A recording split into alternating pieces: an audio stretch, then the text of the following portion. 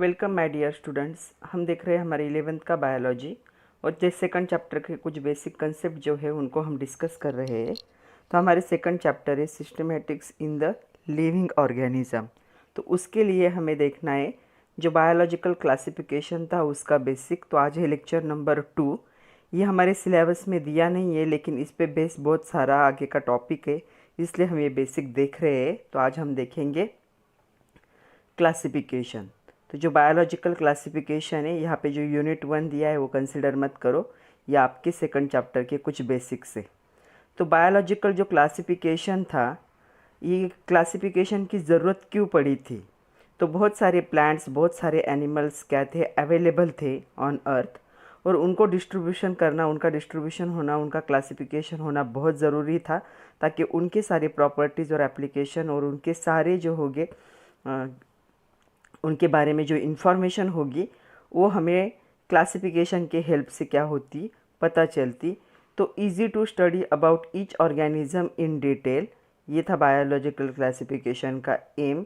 First classification on scientific basis, मतलब पहली बार ऐसे हुआ था कि साइंटिफिक बेसिस पे क्या हुआ था, क्लासिफिकेशन हुआ था। तो वो सबसे पहले किया था एरिस्टोटल ने। तो इनको कहा जाता है फादर ऑफ बायोलॉजी, क्योंकि सबसे पहले बायोलॉजी मतलब जो लिविंग ऑर्गेनिज्म से ह्यूमन को छोड़ के और एनिमल को छोड़ के, मतलब जो प्लांट्स से, माइक्रो ऑर्गेनिज्म से, उनके बारे में सबसे पहले बात जिन्होंने की थी वो थे एरिस्टोटल, अराउंड 300 BC। ये बहुत पुरानी बात है। उन्होंने क्या किया था, जो प्लांट्स थे तो प्लांट का क्लासिफिकेशन उन्होंने किया था on the basis of size of stem, मतलब उनकी हाइट कितनी होगी। तो उन्होंने उसे 3 पार्ट में क्या किया, डिस्ट्रीब्यूट किया, soft stem, many stem and strong woody stem. तो जो सॉफ्ट स्टेम थे उसे उन्होंने नाम दिया हर्ब्स, जो मेनी स्टेम थे मतलब बहुत सारे स्टेम्स होते उसे उन्होंने नाम दिया श्रब्स, और जो बड़े प्लांट थे जैसे कि मैंगो ट्री होता है, नीम ट्री होता है, उसे उन्होंने ट्रीज़ कहा, क्योंकि इनका जो स्टेम होता है ये क्या होता है, वुड से बना हुआ होता है। तो जो हर्ब होते हैं तो उनमें जो पी प्लांट होते हैं या जो ग्रास होता है वो किस में आ जाता है, हर्ब में आ जाता है। श्रब मतलब कोई भी जो फ्लावर के प्लांट होंगे जैसे हिबिस्कस है, रोज़ का प्लांट है, ये किस में आ जाएंगे, श्रब में आ जाएंगे। और बड़े जो मैंगो ट्रीज़, नीम ट्रीज़ होंगे वो किस में आ जाएंगे, वो ट्रीज़ में आ जाएंगे। तो उन्होंने सबसे पहले प्लांट का क्लासिफिकेशन किया था on the basis of size of stem. 3 part किए थे, 3 सब क्लास किए थे, herbs, shrubs and tree. Animal का क्लासिफिकेशन उन्होंने 2 बेसिस पे किया था। पहला था white with red blood and without red blood, मतलब जो ब्लड प्रेजेंट होता है बॉडी में। तो सारे एनिमल के बॉडी में जो ब्लड होता है रेड कलर का नहीं होता, कुछ एनिमल का क्या होता है, रेड कलर का होता है, जैसे हमें ह्यूमन बीइंग। और ऐसे भी बहुत सारे एनिमल है जिनका जो ब्लड होता है वो रेड कलर का नहीं होता, तो विदाउट रेड ब्लड। ऐसे 2 टाइप में क्लासिफिकेशन किया, आप लोग देख रहे होंगे यहाँ पे बहुत सारे एग्जाम्पल भी दिए। उन्होंने एनिमल का क्लासिफिकेशन उनके हैबिटेट के हिसाब से भी किया। हैबिटेट मतलब the place where organism live, जैसे हम कहाँ रहते, हम ज़मीन पे रहते तो हमारा हैबिटेट ये हो गया। तो इससे उन्होंने इसे 3 पार्ट में क्लासिफाई किया एनिमल को on the basis of habitat, air, land and water. मतलब जो बर्ड से उनका हैबिटेट क्या होगा, एयर, एनिमल से उनका क्या होगा, लैंड, जो फिश है उनका क्या होगा, वाटर। ऐसे हैबिटेट के हिसाब से उन्होंने क्या किया, एनिमल को क्लासिफाई किया। About 2000 years this classification used, उनके बाद 2000 साल तक यही क्लासिफिकेशन चला। क्यों? क्योंकि वो ऐसा दौर था जब लोग इस बारे में बात नहीं कर रहे थे, मतलब इस बारे में ज़्यादा जानकारी नहीं थी। तो इन्होंने जो इन्वेंट किया था या इन्होंने जो क्लासिफिकेशन दिया था वो कितने सालों तक चला, 2000 सालों तक चला। Because no progress in this field, इस फील्ड में किसी ने कोई प्रोग्रेस नहीं किया। But it has many problem, लेकिन इसमें बहुत सारे प्रॉब्लम थे, क्योंकि ये पहला बार था। जब भी साइंस में कोई चीज़ पहली बार होती है तो उसमें बहुत सारे प्रॉब्लम्स होते हैं, लेकिन इनिशिएटिव लेना बहुत ज़रूरी होता है। तो ड्यूरिंग 16 to 17 सेंचुरी माइक्रोस्कोप का क्या हुआ, इन्वेंशन हुआ। तो जो माइक्रोस्कोप होते, माइक्रोस्कोप के हिसाब से हेल्प से हम क्या कर सकते थे, जो भी माइक्रो ऑर्गेनिजम्स है उनको हम उनके नीचे देख सकते थे। This was the big step in biology for discovery of cell and cell wall. मतलब जो माइक्रोस्कोप इन्वेंट हुए उसके वजह से बायोलॉजी में बहुत हेल्प हुई, क्योंकि माइक्रोस्कोप के हेल्प से जो एनिमल थे उनके बॉडी में जो सेल प्रेजेंट होते हैं, जो सेल वॉल प्रेजेंट होती है, उसे क्या है अच्छे से देखा जा सकता है। तो ये माइक्रोस्कोप का इन्वेंशन एक बड़ा स्टेप था बायोलॉजी में। ड्यूरिंग 16-17 सेंचुरी जो माइक्रोस्कोप इन्वेंट हुए थे तो वो ऐसे माइक्रोस्कोप थे, दूरबीन जैसे थे। तो जो रॉबर्ट हुक थे इन 1665 डिस्कवर्ड द सेल।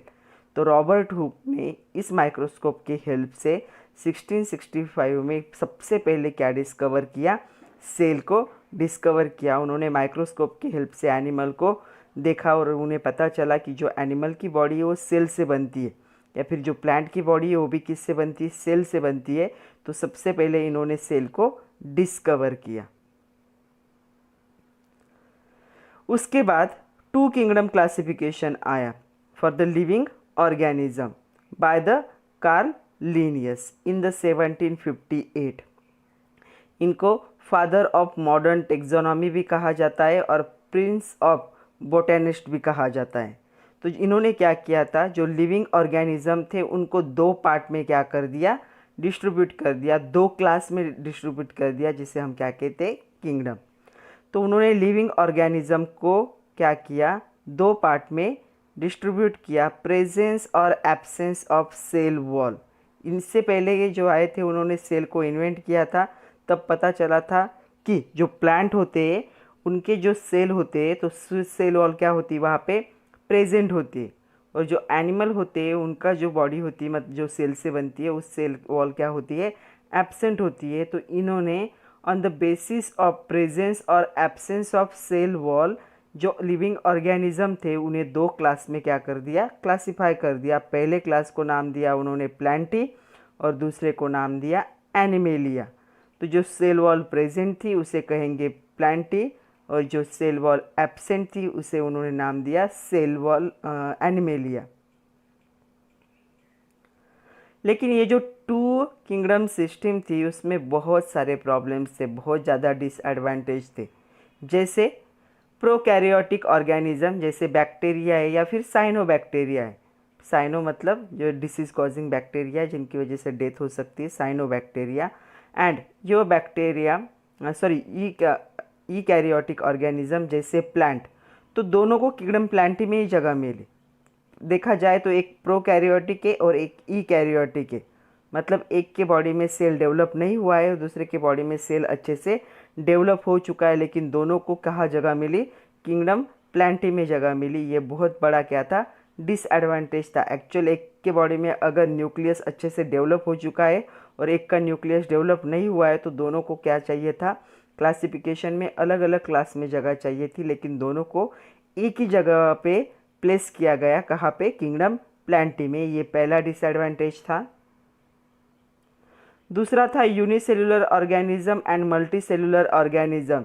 यूनिसेल्युलर जैसे क्लाइमेडोमोनस है, या फिर जो मल्टीसेल्युलर है जैसे स्पायरोगायरा है। इन दोनों को एक ही इसमें जगह मिली, तो इन दोनों को एक ही क्लास में या एक ही किंगडम में जगह मिली। ये सेकंड प्रॉब्लम था। थर्ड था ऑटोट्रॉपिक ऑर्गेनिज्म जैसे ग्रीन प्लांट थे एंड हेट्रोट्रॉपिक ऑर्गेनिज्म जैसे फंगाई थे, दोनों को क्या कर दिया गया, एक ही किंगडम में जगह मिली, वो था किंगडम प्लांटी। तो अगर ऑटोट्रॉपिक के मतलब खुद का फूड खुद बना सकते हैं एंड हेट्रोट्रॉपिक के मतलब अपने फूड के लिए दूसरों पे डिपेंड होते हैं, तो इन दोनों को का क्लास क्या होना चाहिए था या फिर किंगडम क्या होना चाहिए था, डिफरेंट होना चाहिए था। लेकिन क्या हो गया, इनको एक ही किंगडम में जगह मिली, वो था किंगडम प्लांटी। अभी जो ये होते ऑटोट्रोपस, उनका जो सेल वॉल होता है वो सेलुलोज से बनता है या हेमीसेलुलोज से बनता है। वहीं पे ये जो फंगा है इनका सेल वॉल काइटिन से बनता है, जिसे चिटिन भी कहते हैं। ये इसका एक्चुअल नाम है एन एसिटिल ग्लूकोज अमाइन। तो क्या हुआ, इन दोनों के अगर कैरेक्टर अलग अलग है तो इनकी प्लेसमेंट भी क्या होनी चाहिए थी, क्लासिफिकेशन में डिफरेंट होनी चाहिए थी, लेकिन इनको एक ही क्लास में जगह मिली। ये थर्ड डिसएडवांटेज था। फोर्थ था, जो यूग्लेना था, it possess the character of both plant as well as animal. हमने देखा था कि जो यूग्लेना है डे टाइम में क्या करता है, फोटोसिंथेसिस, बिकॉज उसके बॉडी में क्या प्रेजेंट है, क्लोरोफिल प्रेजेंट है। और नाइट टाइम में जब सनलाइट नहीं होता वो क्या करता है, केमोसिंथेसिस करता है। तो ये क्या कर सकता है, दोनों प्लांट जैसा भी बिहेव करता है और एनिमल जैसा भी बिहेव करता है। तो इसे सेपरेट जगह पे प्लेस करना चाहिए था, लेकिन ऐसा नहीं हुआ। इसे कहाँ प्लेस कर दिया गया, इसे किंगडम एनिमेलिया में ही प्लेस कर दिया गया, नॉट प्लेस इन द इसे किसी भी इसमें प्लेस ही नहीं किया गया। मतलब इसके बारे में सोचा ही नहीं कि ये प्लांट है या फिर एनिमल है, तो इसके लिए भी इसका क्लासिफिकेशन ही नहीं बना। ये कहाँ मिलता है, फ्रेश वाटर जो होते हैं या सॉल्टी वाटर जो होते हैं उसमें प्रेजेंट होते हैं, इनमें क्लोरोप्लास्ट प्रेजेंट होते हैं लाइक प्लांट। तो इसे ना ही प्लांटी में जगह मिली ना ही एनिमेलिया में जगह मिली। ये था फोर्थ डिसएडवांटेज। उसके बाद और एक साइंटिस्ट आए जिन्होंने लिविंग ऑर्गेनिज्म जो किंगडम था उन्होंने थर्ड किंगडम को इंट्रोड्यूस किया। उसको नाम दिया उन्होंने प्रोटिस्टा। उनका नाम था अर्नस्ट हैकल इन 1866। प्लांटी और एनिमेलिया ऑलरेडी डिस्कवर हो चुके थे बाय कार्ल लिनियस इन 1758। उसके बाद आए अर्न हैकल, उन्होंने 1866 में क्या किया, प्रोटिस्टा को इंट्रोड्यूस किया। प्रोटिस्टा मतलब micro organism, and protista not plant not animal. ये प्लांट भी नहीं है और ये एनिमल नहीं है, ये माइक्रो ऑर्गेनिज्म थे। तो उन्होंने इसके लिए एक अलग किंगडम बनाया। तो ये बन गई three kingdom system. But the problem were not solved completely. Then in middle of 20th century, electron microscope were developed. अभी तक प्रॉब्लम सॉल्व ही नहीं हुआ। बहुत सारे ऐसे प्लांट और एनिमल थे जिनको कहीं पे जगह नहीं मिल रही थी क्लासिफिकेशन में। इसलिए जब जो मिडल था 20th सेंचुरी का, तब का क्या आए, इलेक्ट्रॉन माइक्रोस्कोप आए जो हाईली मैग्निफिकेशन पावर के साथ आए थे। और जो लाइट माइक्रोस्कोप थे उससे ये बहुत ज़्यादा पावर वाले थे, अच्छे थे। इन्होंने क्या किया, ये जो सेल था इनके नीचे अगर देखोगे इस माइक्रोस्कोप के नीचे, तो ये सेल एकदम डिटेल में हमें पता चलता है कि कैसा होगा। तो इस माइक्रोस्कोप के हेल्प से सेल को डिटेल में क्या है, एनालाइज किया गया। तब पता चला कि नीड ऑफ क्लासिफिकेशन किस पे बेस होना चाहिए। तब पता चला, तो सबसे पहला पॉइंट था need of classification should be based on sale structure. मतलब जो ऑर्गेनिजम्स है वो प्रोकैरियोटिक है या फिर यूकैरियोटिक है, मतलब उनका जो न्यूक्लियस है वे वेल डेवलप है या फिर न्यूक्लियस डेवलप नहीं है। सेकंड था नीड ऑफ क्लासिफिकेशन में सेकंड पॉइंट होना चाहिए था सेल वॉल कंपोजिशन। जो सेल वॉल है वो किससे बनी है, कौन से केमिकल से बनी है, वो उसके बारे में पता होना चाहिए। थर्ड, बॉडी और थैलस ऑर्गेनाइजेशन, मतलब जो बॉडी बनती है ऑर्गेनिज्म की वो यूनिसेलुलर है या फिर मल्टी सेलुलर है, ये पता होना बहुत ज़रूरी था। क्योंकि यूनिसेलुलर जो बॉडी होती है वो एक ही टाइप के सेल से बनती है और जो मल्टी सेलुलर बॉडी होती है वो डिफरेंट टाइप ऑफ सेल से बनती है। तो इसका भी इन्वॉल्वमेंट होना ज़रूरी था। उसके बाद था mode of nutrition. Mode of nutrition में ऑटोट्रॉपिक एंड हेट्रोट्रॉपिक दो टाइप के मोड हमने देखे थे। तो ऑटोट्रॉपिक और हेट्रोट्रॉपिक को अलग अलग क्लास में जगह मिलना ज़रूरी था। और लास्ट था जो पॉइंट वो था फाइलोजेनेटिक रिलेशन, मतलब जो इवोल्यूशनरी हिस्ट्री है, ये कहाँ से आए हैं, इनके पेरेंट्स कौन थे, कैसे बने, कैसे फॉर्म हुए, उसके हिसाब से इसका भी इन्वॉल्वमेंट होना क्लासिफिकेशन में ज़रूरी था। तो ये 5 पॉइंट थे जिसके हिसाब से क्लासिफिकेशन होना ज़रूरी था। उसके बाद आए साइंटिस्ट इन 1969। उन्होंने क्या किया, उन्होंने दो और क्लास को क्या किया, किंगडम को इंट्रोड्यूस किया। सबसे पहला उन्होंने किया मोनेरा और उसके बाद उन्होंने किया फंगाई। तो ये बन गई 5 किंगडम सिस्टम। लिविंग ऑर्गेनिज्म के टोटल 5 किंगडम है, ये हम सबको पता है। He propose the 5 kingdom classification in 1969। तो ये 5 किंगडम में पहला था मोनेरा, इसे डिस्कवर्ड किया था R.H. Whittaker. Protista Ernst Haeckel, fungi R.H. Whittaker, plantae Carl Linnaeus and animalia Carl Linnaeus. तो ऐसे धीरे धीरे करके हमें क्या मिले, 5 किंगडम सिस्टम मिले। ये जो 5 किंगडम सिस्टम थे, इसका बहुत ज़्यादा यूज़ हुआ in the classification of animal. और ये जो 5 किंगडम सिस्टम थे, इसकी मदद से पता चला कि दुनिया में जितने भी ऑर्गेनिजम्स, प्लांट्स, एनिमल, जो भी लिविंग ऑर्गेनिज्म है, उसे इससे कहीं ना कहीं यहाँ पे जगह मिल गई। मतलब ये कंप्लीट क्लासिफिकेशन हो गया इन 1969, जब R.H. व्हिटेकर ने 2 किंगडम लॉन्च किए, मोनेरा एंड फंगाई। तो आपको ये 5 किंगडम के नाम पता होने चाहिए, Monera, protista, fungi, Plantae and animalia. तो ये बेसिक था, ये इम्पोर्टेंट था इसलिए लिया। तो पढ़ते रहिए बच्चों। नेक्स्ट लेक्चर में हम एक्चुअल सिलेबस स्टार्ट करेंगे, चैप्टर 2 स्टार्ट करेंगे। इसमें यहाँ की बहुत सारी बातें क्या होने वाली है, रिपीट होने वाली है, लेकिन वहाँ पे सिर्फ वर्ड आएंगे, इसलिए मैंने मीनिंग के लिए आप लोगों को ये सारी हिस्ट्री बताई। तो पढ़ते रहिए, खुद का ख्याल रखिए। Thank you very much my dear students.